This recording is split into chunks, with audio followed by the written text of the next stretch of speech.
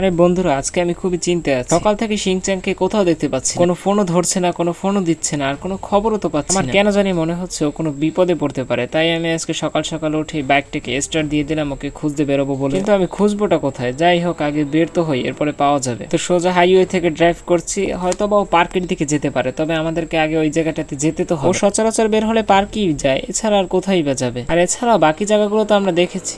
আরে শিট, এখানেও তো দেখতে পাচ্ছি নেই। ও তো থাকলে এই সব জায়গায় থাকে, এছাড়া আর থাকবে কোথায়? বাকি জায়গাগুলো তো ঘুরে দেখলাম, কই পেলাম না তো। আচ্ছা দাঁড়াও এক মিনিট, ও আবার রেলওয়ে স্টেশনের দিকে যায়নি তো? মাঝে মধ্যে তো ওদিকে যায়, তবে এখন গিয়েছে কিনা তো বলতে পারি না, তবে আমরা একবার দেখে আসি। তো বন্ধুরা সোজা রওনা দিলাম রেলওয়ে স্টেশনের দিকে, দেখি ওখানে পাই কিনা। আরে এই তো স্টেশনে পৌঁছে গেছি, এখন দেখি।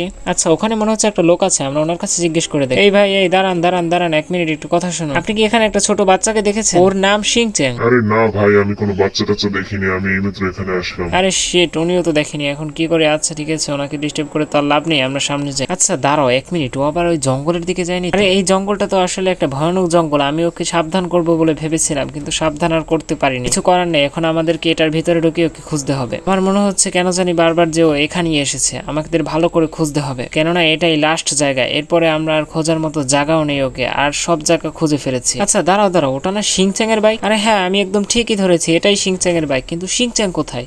ওর বাইকটা এখানে? আরে শিট, ও মনে হয় এখানে এসে ফেসে গিয়েছে। ওর বাইকটা যেহেতু এখানে আছে, তার মানে ও হয়তো আশেপাশেই থাকবে। আমরা একবার ভালো করে খুঁজে দেখি চারপাশটা, আশেপাশে আমার মনে হয় কেন জানি ও আছে। আরে পিছন থেকে ডাক দিলে মনে হয় কেউ।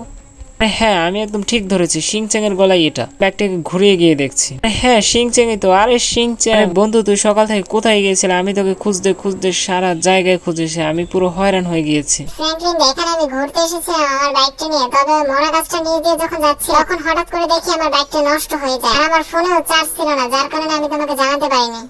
হা হা হা হা হা হা হা। আরে আরে, ওই গাছের দিক থেকে মনে হচ্ছে কারো হাসির শব্দ আসছিল। এখানে কোনো কিছু ঠিক মনে হচ্ছে না আমার, তাড়াতাড়ি আমাদের বাড়ি যাওয়া উচিত। চলো চলো শিংচ্যাং, তাড়াতাড়ি গাড়িতে ওঠো, আমরা বাসায় যাই তাড়াতাড়ি। জঙ্গলটা এমনিতেও বেশ একটা ভালো না।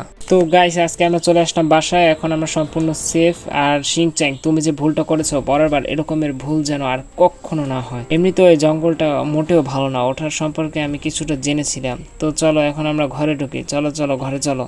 আর পরের বার ভুলে আমাকে না জানিয়ে কখনো বের হবে না। দেখছো আজকে যদি কিছু একটা হয়ে যেত তোমার, তখন আমি কি করতাম? আচ্ছা ফ্র্যাঙ্কলিন, আমার সত্যি সত্যি ভুল হয়েছে তোমাকে না জানিয়ে যাওয়ার জন্য, এরকমের ভুল আর কখনো হবে না। তো বন্ধুরা, সকল বিপদ কেটে গেলেও কিন্তু আসল রহস্যের উন্মোচন এখান থেকেই শুরু, কেননা ওই মরা গাছের ভূতটা কিন্তু চলে এসেছে শিংচ্যাং এর পিছু পিছু এই বাসায়। ধারণা করা যায় এখন থেকেই সব কাহিনী শুরু হবে। পরের পর্বটি দেখার জন্য লাইক সাবস্ক্রাইব করে পাশে থাকো, বেল আইকনটি বাজিয়ে দিতে ভুলো না।